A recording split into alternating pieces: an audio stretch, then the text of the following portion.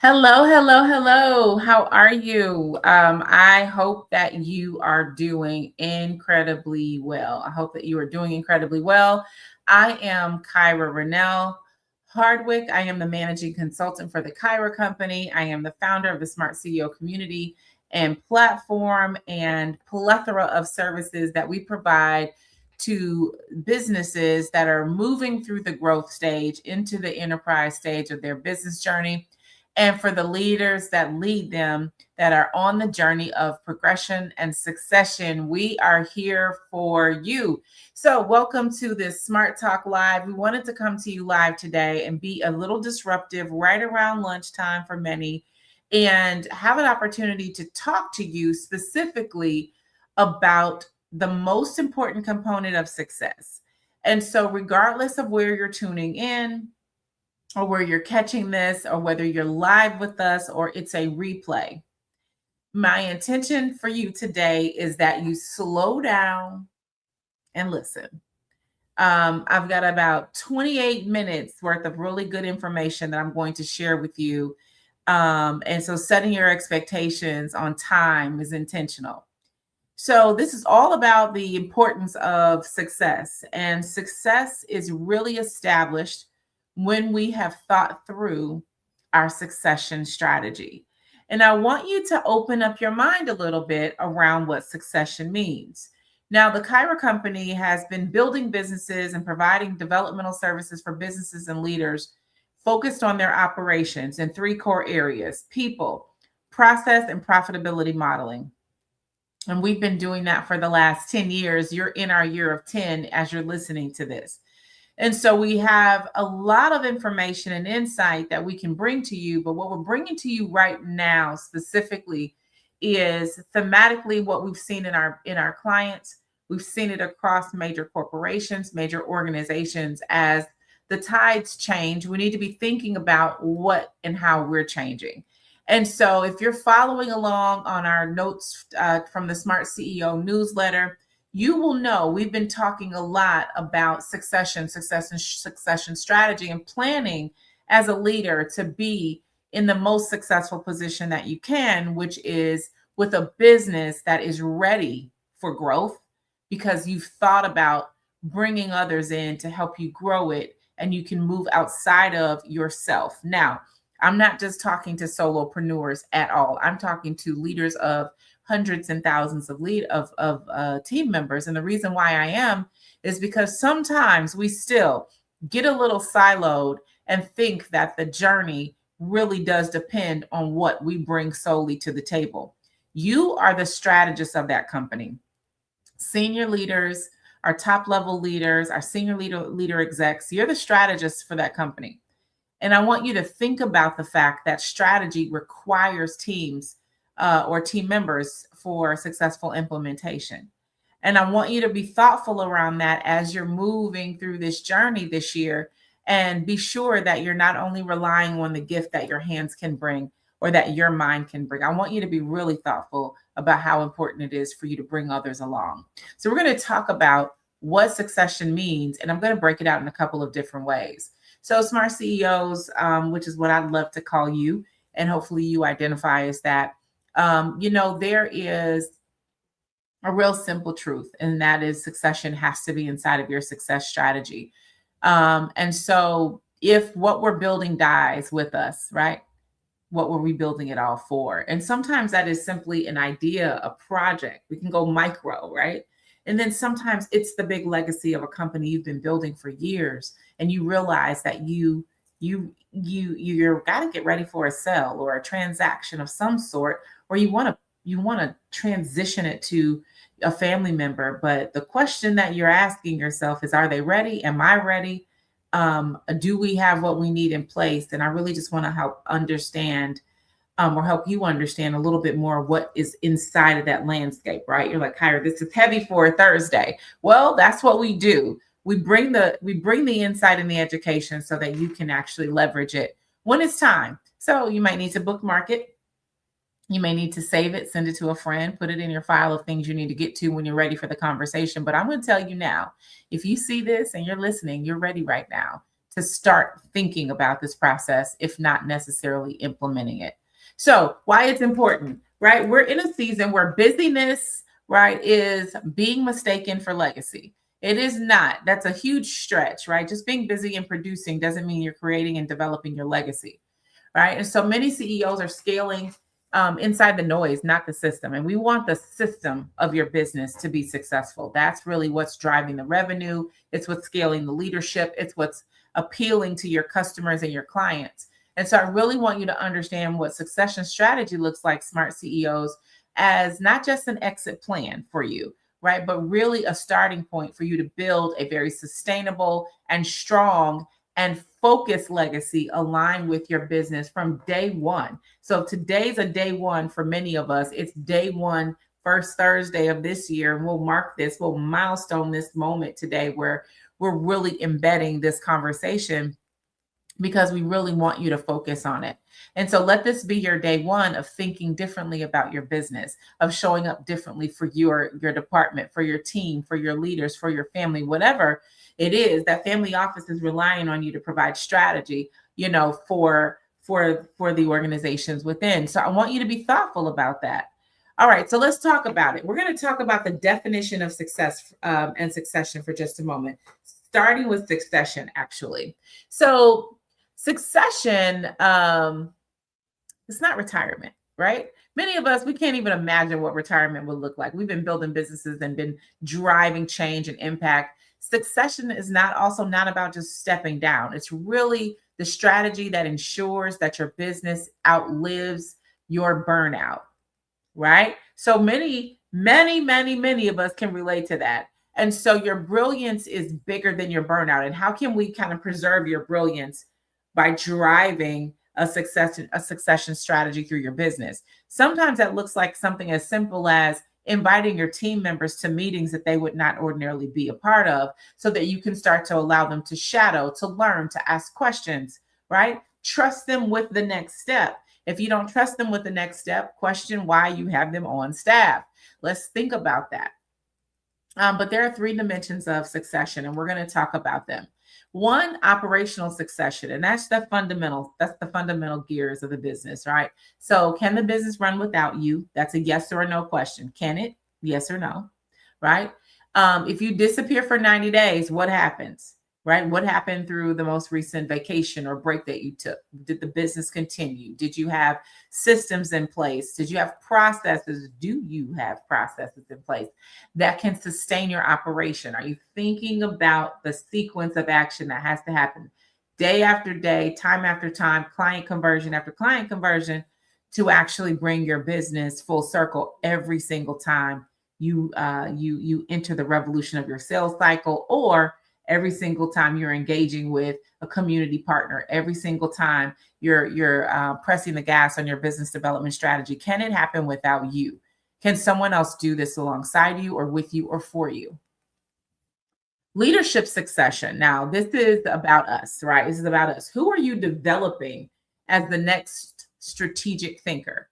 I will tell you, one of the greatest challenges I have inside of my company is to make sure that I'm identifying someone that thinks strategically like me. Now, that is not necessarily the right way to approach this. I don't necessarily need another Kyra. What I do need is someone or many team members that have embodied the strategic approach to leadership, so that they can actually deliver to our customers and our clients. There is going to be a difficult, task ahead of anyone trying to replace themselves as a direct and complete replica. It won't happen, right? You'll be disappointed. But I do want you to know that there are skill sets, there are strategies to your leadership methods that you can share with your team members. There are insights, there are concepts, there's past performance. Their behavior traits that you can share with others that are coming up through the ranks that will help them understand exactly how to leverage your style of leadership or your style of thinking in their style or within their style. So be open to sharing that. And then there's the culture, the cultural succession. So your company thrives and lives essentially off of the culture that you've established or that you're driving or emitting every single day. Thanks for the love. So I want you to think about this. What beliefs, what behaviors, what brand values will stay intact when you're not in the room? A great test is to assign someone else the responsibility of running your weekly operations meetings. If you're not having weekly operations meetings, the test is going to be to establish the meetings and get a cadence going weekly and hold it at the same time. Here's the hack: same time every day of the week, every week. That operations meeting becomes the actual centerpiece and foundation for your company. And if you are a company of 2, a company of 25, a company of 125, a company of 125,000, the operations meetings are still necessary. They're still necessary. They drive fundamental tasks every single day. They keep the operation in sync, and they keep everyone accountable to the process, to the overarching goals of the business, and they keep you focused on their daily operations so you can measure, monitor, and manage your operations efficiently, right? We're running businesses to generate revenue. We're generating revenue to establish profit. We're establishing profit to be able to consistently reinvest in our communities and to reinvest in our industry and our employees. So make sure that this cycle stays in place. You see how important something as simple as one meeting is to the life cycle of your business. But cultural succession alongside operational succession and leadership succession are very important. And when you think about cultural succession, it's about making sure that the beliefs that drive the business, the behaviors that you know are positive and beneficial to the organization, the brand values that are the epicenter of the company's approach to doing business every day are intact when you're not in the room. So your team members should represent that. They should hold each other accountable to it. And as you're thinking about how you deliver every day, they're watching, learning, and gleaning from you. So I'm really singling out the leaders of organizations and departments because I want you to understand that you are literally the drip drop. You're the actual intelligence that the team is gleaning so that they can consistently replicate or repeat the systems that you've created. And so if you've got a great culture approach inside your leadership style, if you're approaching culture in a way that they are in tune with, or you're communicating in a way that they can process it, you're going to continue to replicate that. So I'm going to back that up a little bit. When you think about your personal behavior, your everyday, how you show up, what's the cadence, what are the standards, your team's replicating that. And something as simple as your succession strategy really does rely on you being consistent and having a method that your team can adopt, right? If it's working. If it's not working, let's deal with that. But if it's working, let's make sure they have something that they can adopt. And make sure you're bringing team members along to shadow you. That's that operational succession. I need you to know the insides, the inner workings, and the operational fundamentals of the company so that you can own it, learn it, and drive it. I was sitting with a client yesterday and I was asking, we're working through their succession strategy, and I was asking them about one of their team members. And I said, how is this person doing? And the client just looked at me and she said, nailing it. They are nailing it because they've taken full ownership. And so succession starts long before the actual succession timeline, right? And so when you start to see team members take tasks off your desk, I always tell my team members, that's when I know when you start taking it from me, or when you can get ahead of me, that I can trust you with more. I can start giving more to you. I'm essentially implementing my succession plan as we go through every single day-to-day op, because now I know, oh, this person can handle this. I can leave that with them, right? If I'm looking around, I'm trying to figure out what I'm still holding on to, and I have team members that can do it, that's on me. It's time for me to start deploying tasks out so I can be even more strategic and even more relational and even more ecosystem focused around our business, to bring more business in, to create more opportunities, to establish more partnerships. That's my real job in this company. But in order to get there, you've got to have folks that can actually take the lead on the daily operations and lead in a way that represents the leadership core values that you have. And then finally, obviously, that culture piece will continue to bleed through based on how you've presented your beliefs, your culture, expectations, and how you treat your team members. And so that's important. This is all about the process of succession, but it's also embedded in your scale up or scale out strategy. And so it's important that you have those pieces in place. All right, that's foundational. All right, I'm going to get into what I think is kind of the meat and potatoes, the centerpiece of this, right?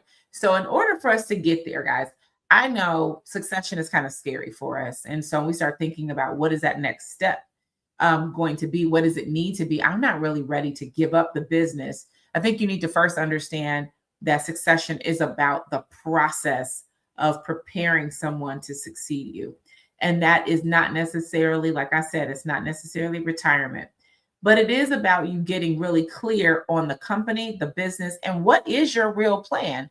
No one, absolutely no one, should be planning to work forever. Okay? Forever is your end. We don't know what that date's going to be, but no one should be planning to work forever, right? And so smart leaders are compressing their time by starting now. If you're let's say today was the day you started your company. Your succession plan and succession and exit strategy should be built in to your strategic plan and your business plan. Let me tell you why. Here's the business hack.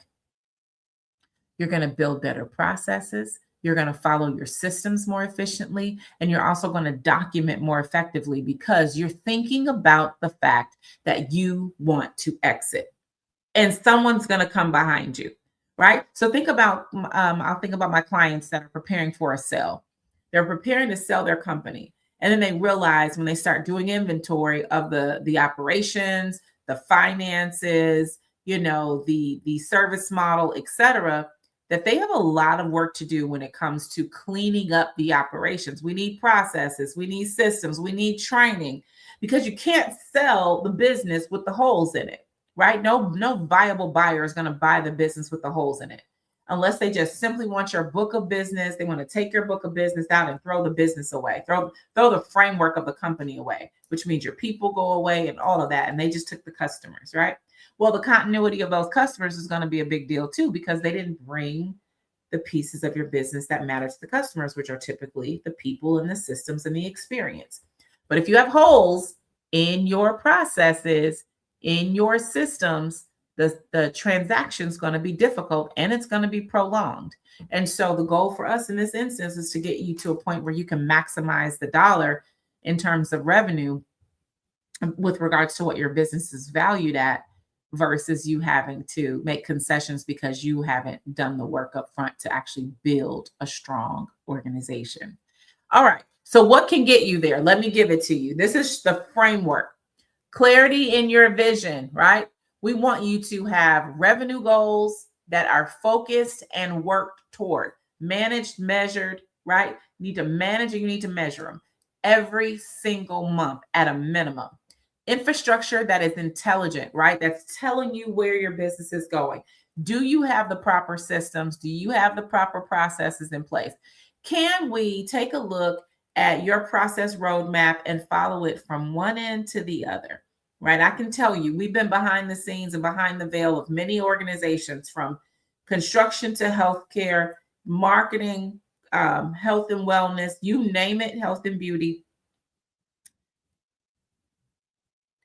Following the pathway from end to end of a process is one of the most significant challenges. I can tell you about a healthcare company, and this was several years ago. I was inside of this major healthcare company, and as we were working with the leaders, the common thread was always bouncing back to processes.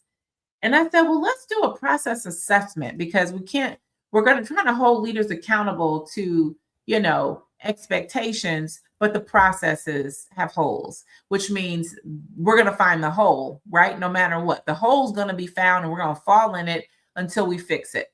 And so that's what kept happening. So I can't hold leaders accountable to processes that don't work, or processes that are not current, or processes that are incomplete. And so with this particular customer, what we did essentially is we had literally every process printed. And so I remember doing our first review session, and this was going to be a couple of, weeks while we were doing process review. And for whatever reason, we went this analog method and we had processes stacked. I remember just kind of like resting my arms on the paper stacks. And I remember sitting there and we literally went document by document. Sometimes you've got to get in the weeds on that because we had to cross-reference this policy to this process, to this compliance guideline, to this regulatory requirement. Are we in alignment? Literally, line by line. The department leader that was responsible took the red lines and the write-ups, went back, made the edits, and then we did a final review. We went the long, hard route because we needed to get it right for one good time.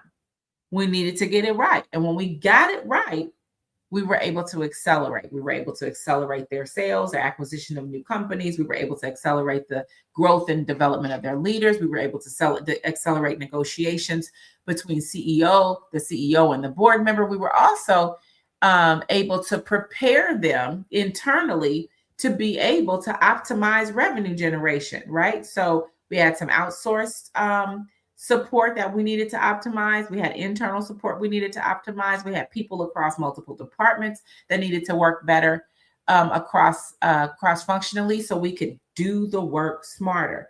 I know this does not sound like the most exciting part of the process, but I'm going to tell you now, I know for a fact that when that company sold, and it did sell, that it sold at a premium because their infrastructure was tight. That I do know. And so when you think about that, the opportunity to fix and align is right now. Like, let's get to it. Let's get clear on our vision.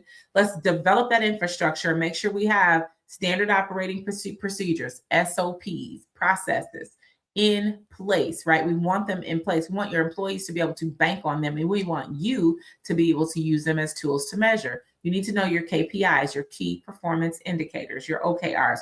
What are you measuring every single day? And you need to hire people that will grow the business and take you in the direction of the succession strategy that you have. Hire to replace you, not to just support you. Kind of scary, right? You're thinking about hiring someone. You're not thinking about hiring someone that can just take your job. Well, you're the boss. You can give it up, but they've got to take it. And the goal is that you want them to get to a place where they can actually not just be your relief team, but be your support, your growth, and your scale team, and your strategy team. You want to grow them there, right? It costs money to grow, it costs money to hire great people. It costs money to think on that level. It really does. You've got to invest in your people, and you've got to hire people at the caliber of which you seek to rise. So don't forget that as you're moving along this journey. But I do want you to ask yourself and be selfish about it. Am I really hiring individuals that can take us to the next level, that have the capacity, ability, capacity and ability to actually replace me, create better outcomes, amplify my existing outcomes, right? Can they take on the legacy within my culture? This is another component of your framework. So this is number 4. I'll go back. Number 1, clarity of your vision. Be clear. Say it, be clear, and define it. What are the revenue goals? What are the objectives? What are the client acquisition strategies and goals? Be clear about where you're going. Be clear with the vision. Number 2, make sure you have an infrastructure that is intelligent and that you are working smart. And then number 3, hire to replace you. Number 4, we want to make sure that you are really driving this legacy-led culture, right? Your core values are your core values. If you're not willing to compromise them, then don't, right? Make sure that they represent the behavior, the expectations, and everything that you set course for your company. Make sure it's in place, right? Build your team in a way that protects the business's core values. So you're hiring right, not for relief, not for just support, but to replace you. Think about it. I've had a CEO at one point in time, and I'm about to wrap up. There's more, but I'm going to wrap up in just a second. I'm going to show you the succession map. I'll leave you with it, and then we'll probably come back and do a part 2. But I had a leader at one point in time. Thank you for putting that up there. Really thinking about this process, realize that they're making decisions that are not necessarily based on where they're going. And I want you to understand how important that is and how powerful it is to make a decision based on where you're going. And so, as you're considering your succession strategy, I really do want you to step back and be a little selfish on the journey, and think about, who do I need, why do I need them, and what do I need, and be okay with finding great talent that may exposure in areas that you do not. Be okay with that. So let's talk about this. This is the succession map, and all these S's have got me all tongue tied. But this is the succession map, and I'm going to leave you with this because I just want you to have a vision of what it could look like. There are some stages along this journey, right? So you don't just jump right into the top tier of succession and exit. But today, I want this to be your day one of focusing on your exit strategy and plan, regardless of where you are on the revenue scale, regardless of where you are in terms of the volume account of employees and or clients. So stage one typically looks like that dependency stage, right? I've given a couple scenarios, but this is about documentation, right? You're doing it yourself and you're documenting everything.